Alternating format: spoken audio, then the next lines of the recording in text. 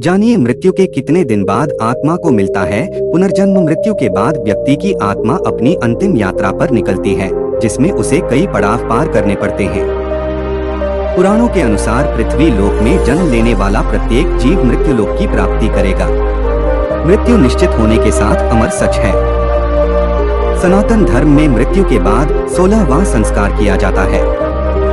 इसे आप अंतिम संस्कार के नाम से जानते हैं। लेकिन इन सभी के बीच एक सवाल खड़ा होता है कि दाह संस्कार के बाद आत्मा कहाँ जाती है। गरुड़ पुराण के अनुसार मृत्यु के बाद व्यक्ति की आत्मा अपनी अंतिम यात्रा पर निकलती है, जिसमें उसे कई पड़ाव पार करने पड़ते हैं। आज हम इस खबर में पढ़ेंगे कि मृत्यु के बाद आत्मा कहाँ जाती है और उसका क्या पुनर्जन्म होता है या नहीं। गरुड़ पुराण के अनुसार आत्मा अमर है।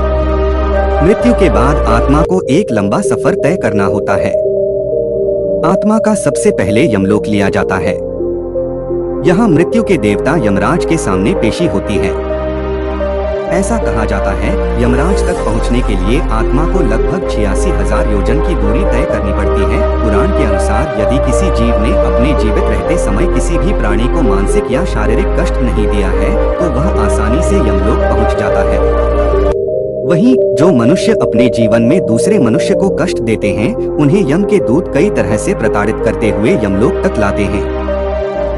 इस दौरान उन्हें 86,000 योजन की दूरी तक तरह तरह से प्रताड़ित किया जाता है। सनातन धर्म में पिंडदान का महत्व भी बताया गया है। यह मृत व्यक्ति के परिजनों द्वारा कराया जाता है। पिंडदान का आधा हिस्सा मृत व्यक्ति की आत्मा को प्राप्त होता है। कहा जाता है कि यदि आत्मा दुष्ट प्रवृत्ति की है तो यमदूत आत्मा को पिंड नहीं देते हैं। ऐसी स्थिति में आत्मा को भूखा रहकर एक लंबा समय तय करते हुए यमलोक तक जाना पड़ता है।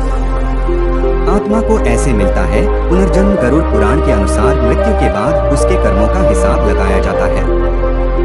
यदि कर्म अच्छे होते हैं तो वह सांसारिक बंधनों से मुक्त होकर मोक्ष प्राप्त करता है। वहीं पापी मनुष्य को नरक में भेजा जाता है। नरक में यातनाएं झेलने के बाद आत्मा का पुनर्जन्म मिलता है। पौराणिक शास्त्रों के अनुसार पुनर्जन्म मृत्यु के तीसरे दिन से लेकर 40 दिन में होता है।